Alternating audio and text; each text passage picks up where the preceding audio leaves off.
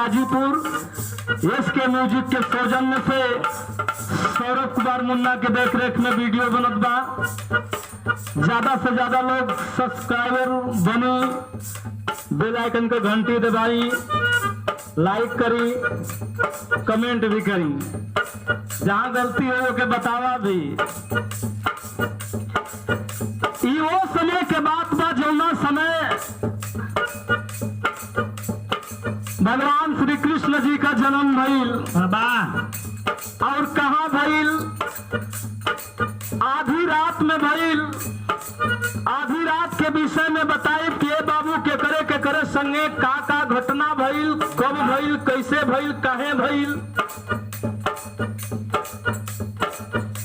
बतावल गइल। कैसे बतावल गइल?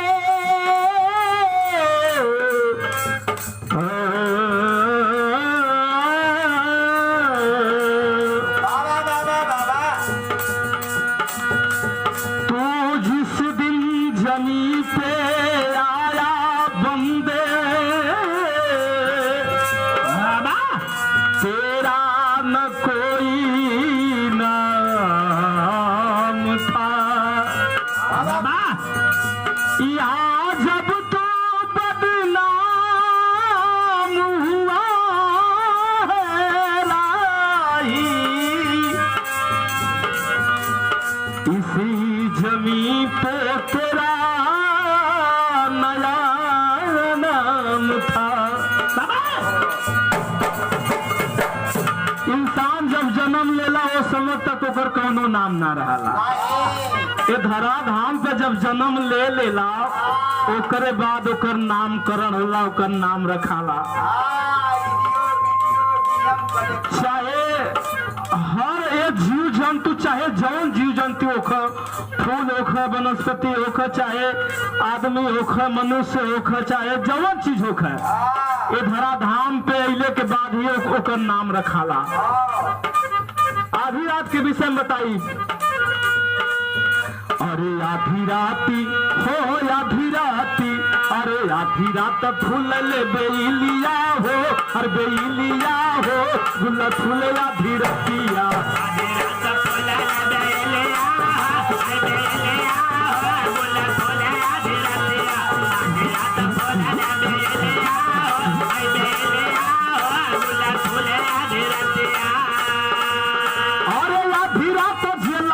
जन्म मुरारी,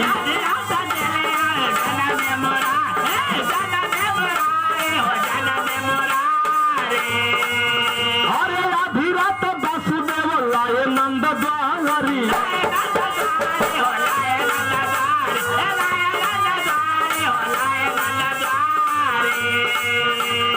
आधी रात में श्री कृष्ण भगवान का जन्म कंस, मामा कंस के जेल में भइल। वहां से नंद जी के दरवाजे पर लियाओ वाला के रहल? वासुदेव जी, श्री कृष्ण जी के पिताश्री जिनका नाम वासुदेव बताया गया।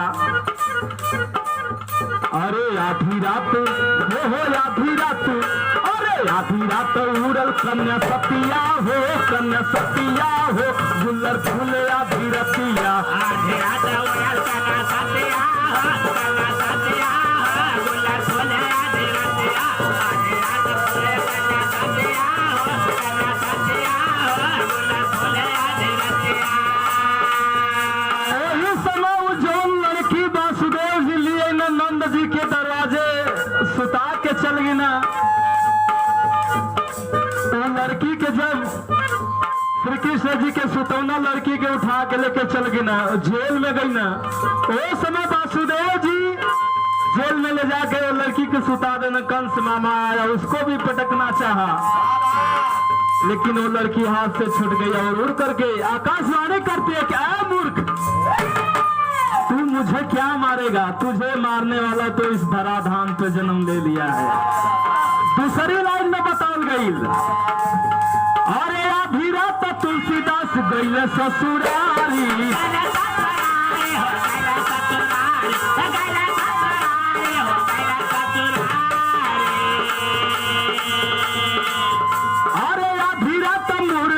बैल हो आधी रात मुर्दा पे कोई के सवारी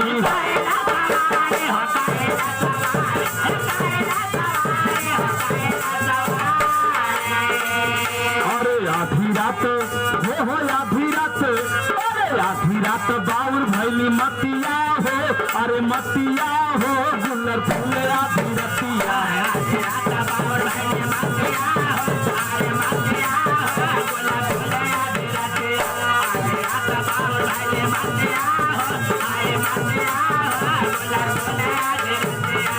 दुनिया में ससुराल का नशा बहुत प्यारा जेकर बियाह अगर हो जाला मेहरारू अगर संगे ना हो तो ससुराल बहुत जल्दी जाला आदमी यही जमाने में ना ओहू जमाने में रहल पहले से चलत हो तुलसीदास जी पत्नी के वियोग में आधी रात में नदी केथुआ से पार कर मुर्दा पे चढ़ के और सर्प के पकड़ के अंदर जाके हल गई ना बाहर नशा तीसरी लाइन में क्या कर गए अरे आधी रात मुर्गा बन के बोले शशि ज्ञानी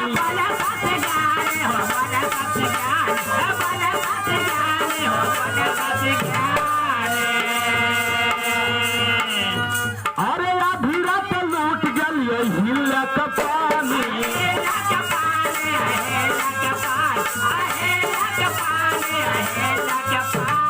ये हिला केरल ओ समय का ओ जमाने का विश्व सुंदरी जके कहल गई ओकरे जैसा सुंदर केहू न रहल बाबा इंद्र भगवान का नियत बिगड़ गई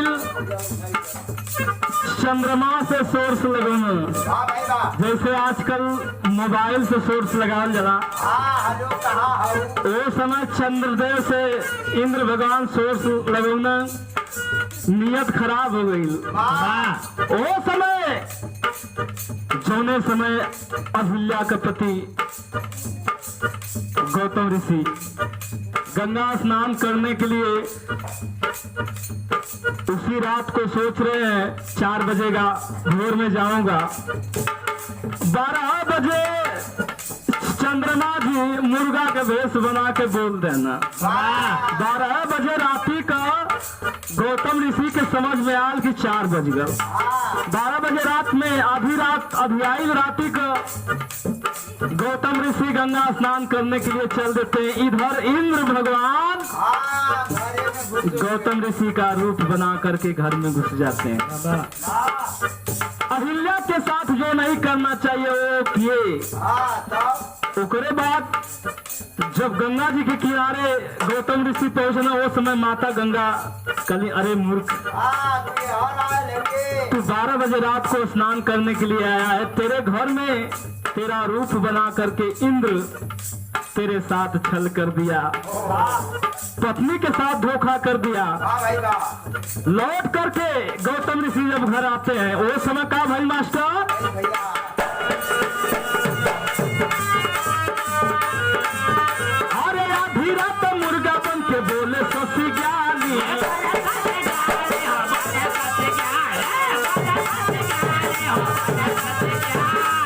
अरे आधी रात लूट गल हिला कपाली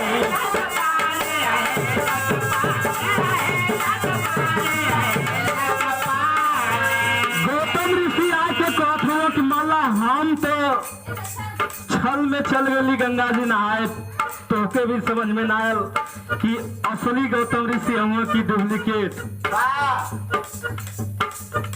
अरे आधी हो आधी रात पाथर भैली सतिया हो अरे सतिया हो गुल्ले आधी रतिया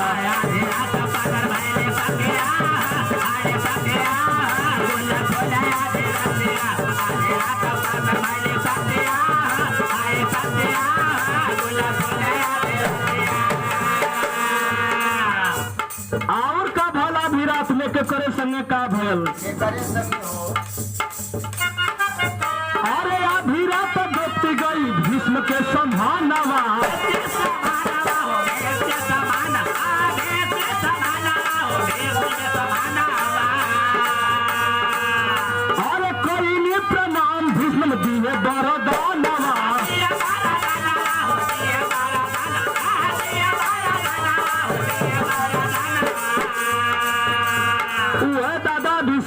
कि पांडवों का विनाश करव दे तत्पर रहना।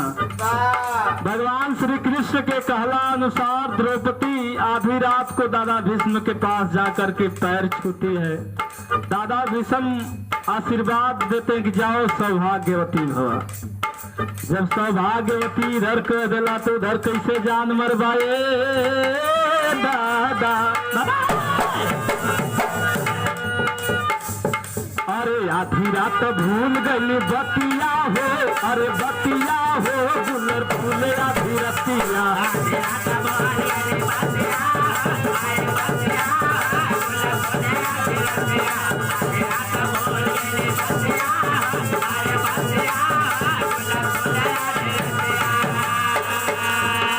और बताइए बाबू, आधी रात में जेके की ये धरती का सत्यवादी राजा हरिश्चंद्र बताया गया। उसके जैसा राजा न तो हुआ, न तो होगा, न तो है। अरे आधी रात तारा मोती ले चली ललानवा।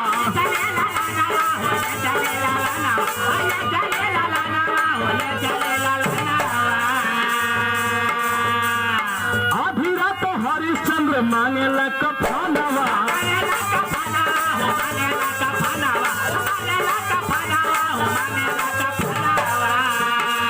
सत्यवादी राजा हरिश्चंद्र कल्लू डोम के हाथे वो सपना में बिका गई ना, हकीकत में ना बिके न, सपना में। वो सपना में ऋषि जी आकर के वरदान मांग लेना। वाह, वो समय राजा हरिश्चंद्र कल्लू डोम के हाथे बिका करके उसी गंगा तट पे शव जलाने का काम करते हैं।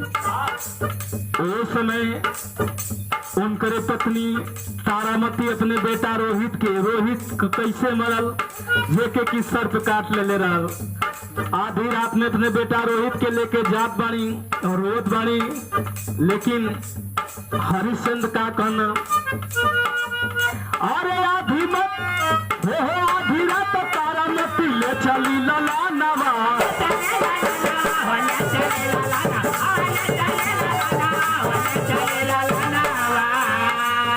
अरे आधी रात हरिश्चंद्र मांगेला कफनवा।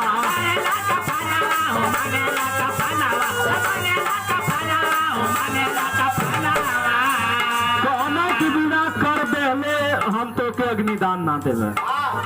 अरे आधी रात फाटे माई के छतिया हो, अरे छतिया हो गुलर फूले आधी रतिया। आधी रात फाटे माई के छतिया हो, अरे छतिया हो गुलर फूले आधी रतिया। आधी रात फाटे माई के छतिया हो, अरे छतिया हो गुलर फूले आधी रतिया। आखिरी लाइन में लाइन तनी से चेंज हुई मास्टर, यही में लगल रही। तारामती रोवत बा, कैसे रोवत बा, हाय रे ललनवा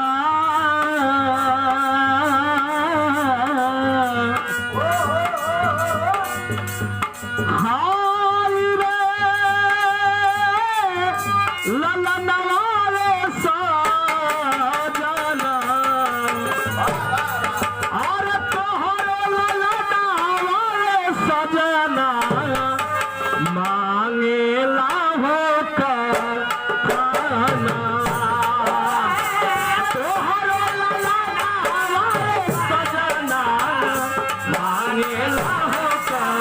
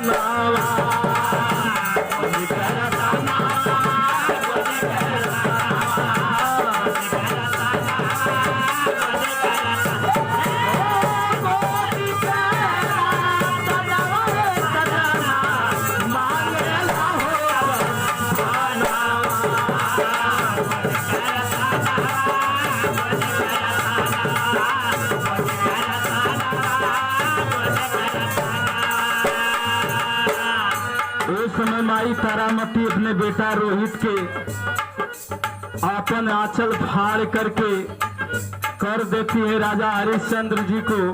राजा हरिश्चंद्र तब जाकर के अग्निदान देते हैं। वही समय इंद्रलोक से गगन से फूलों की वर्षा होती है। हाय रे रजनवा, हाय रे रजनवा,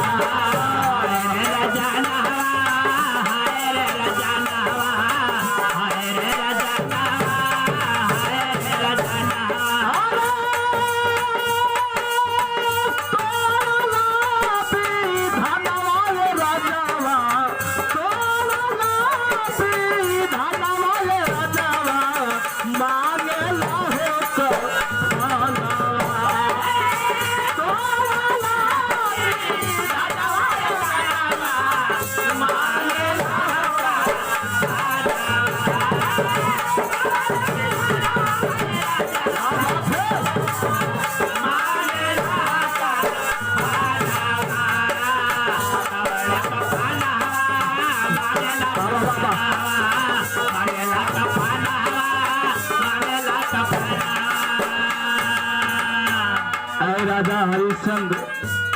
इसीलिए कहा गया कि राजा हरिश्चंद्र न तो दोबारा होगा न तो है। एक ही बार सत्यवादी राजा हरिश्चंद्र का जन्म। वैसा राजा इस धराधाम पे दोबारा नहीं आया। सोने का विमान आयल तोहरा के खातिर, सोने का विमान आयल तोहरा के खातिर, बेटा वाले संग लेके चली गई बेटा वाले संग लेके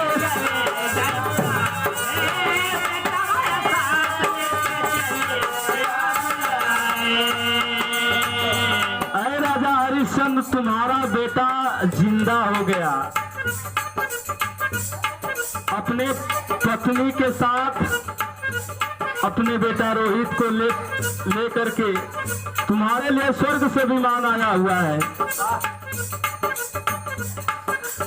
चढ़ी जा विमानवा, चढ़ी जा विमानवा, जा विमानवा, चढ़े जा विमानवा, चढ़े जा विमानवा, चढ़े जा विमानवा, चढ़ी जा विमानवा राजा, चढ़ी जा विमानवा राजा, मांगे लाहे का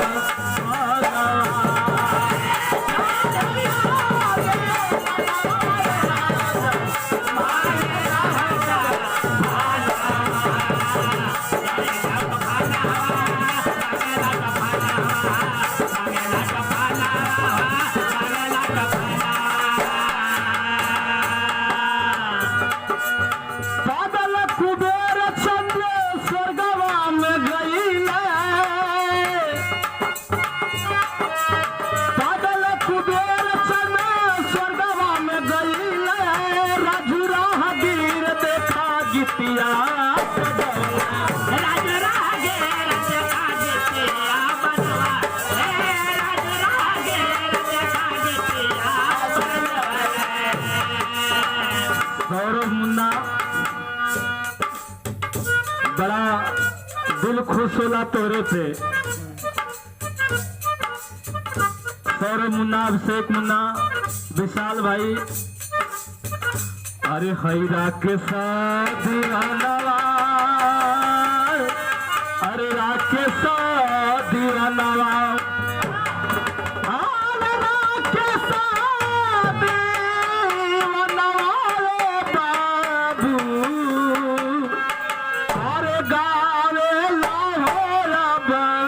God